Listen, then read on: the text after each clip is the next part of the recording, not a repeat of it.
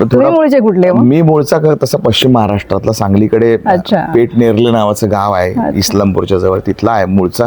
पण माझा जन्म आणि सगळं ते मुंबईत झालेलं आहे. पण तरी सुद्धा गावाशी एक नाळ माझी जोडली गेलेली आहे कायमची, त्यामुळे मी तिकडच आहे. त्यामुळे बेस माझा पश्चिम महाराष्ट्र. कोकणी छान बोलताय पण. हा, मी म्हणजे प्रयत्नपूर्वक मी सगळं ते करून घेतलं बेसिकली, ते मला ते येत नाही. स्वराज्य रक्षक संभाजीमध्ये तुम्ही हिरोजी फर्जंद साकारले होते, त्या भूमिकेबद्दल काय सांगाल? ऐतिहासिक भूमिका होती ती. स्वराज्य रक्षक संभाजी मालिकेतल्या हिरोजी फर्जंद ही भूमिका खरं तर माझ्यासाठी म्हणजे त्याची सुरुवात मी अशी करेन की हिरोजी फर्जंद शहाजी राजांचे ते दासीपुत्र, बरं, संभाजी महाराजांचे ते काका, शिवाजी महाराजांचे ते बंधू, असं ते इतिहासातलं ते पात्र आहे.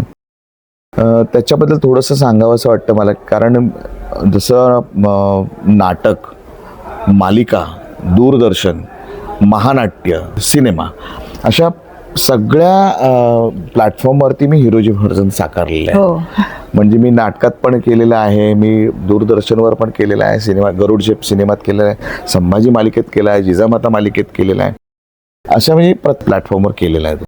त्यामुळे त्याच्याबद्दल मला एक विशेष अटॅचमेंट आहे आणि एक भावनिक मी लगेच अटॅच्ड होतो. माहित नाही मला काय आहे, पूर्वाश्रमीचं काहीतरी असेल म्हणून वाटतं कधीतरी. असा तो हिरोजी फर्जंद. आणि भाग्य आहे की प्रत्येक मालिकेत किंवा त्यात तुम्हाला ते साकारायला मिळावं. हा, आता माझा मुलगा आता 8वी 9वी आता चालू आहे, तर शाळेमध्ये त्यांना प्रोजेक्ट्स असतात ना, तेव्हा इतिहासातले पात्रांचं फोटोज लागतात. तर सर्च करत म्हणजे छत्रपती शिवाजी महाराजांचा फोटो सर्च केला की तो येतो गुगलवर, हिरोजी फर्जंद सर्च केलं की माझा फोटो येतो.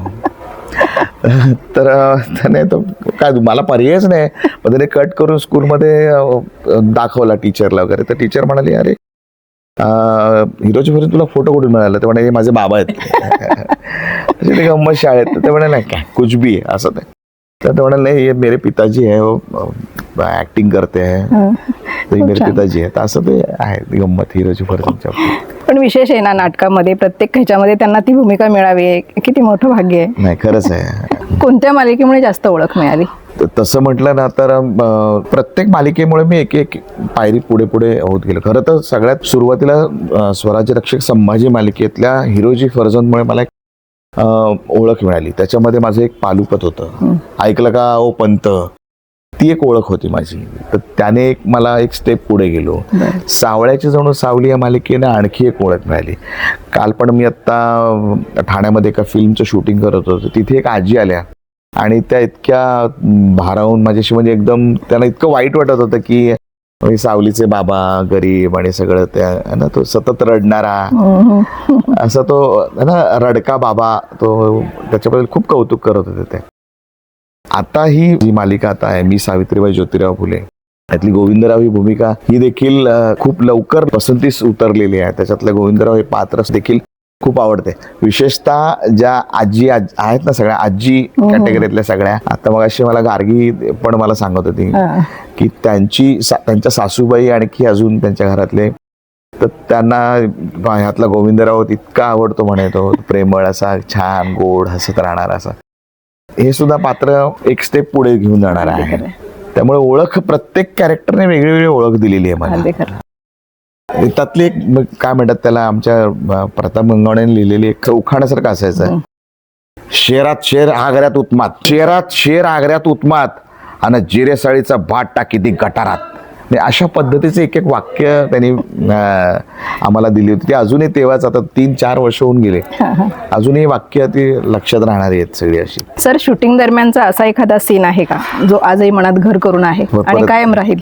कायम राहील म्हणजे हिरोजी फर्जंद असे वेगवेगळे आहेत तसे, पण हिरोजी फर्जंद साकारताना आमचा जो शेवटचा काय म्हणतात क्षण होते, हिरोजी फर्जंद यांना हत्तीच्या पायी दिलं गेलं त्यावेळेचे तो क्षण होता ना, म्हणजे तो शब्दात नाही सांगू शकत खरं तर. म्हणजे आत्ताही मला सांगताना असं भरून येतं, कारण मी ना ते मला माहित नाही समहाव की हिरोजी फर्जंद हे कॅरेक्टर किंवा पात्र जे काय आहे ते माझ्या आयुष्यात सहज आलेलं नाही असं मला वाटतं. काहीतरी पूर्वाश्रमीचे कनेक्शन आहे असं मला वाटतं. हत्तीच्या पायी दिलं गेलं तेव्हा मी ओरडून संभाजी महाराजांना मी सांगत होतो की महाराज, आमची चूक झाली, आम्हाला माफ करा, आमची चूक झाली, आम्ही या आनाजी पंताच्या नादाला लागलो आणि आम्ही भुललो, आमच्या हातने अशी चूक झाली.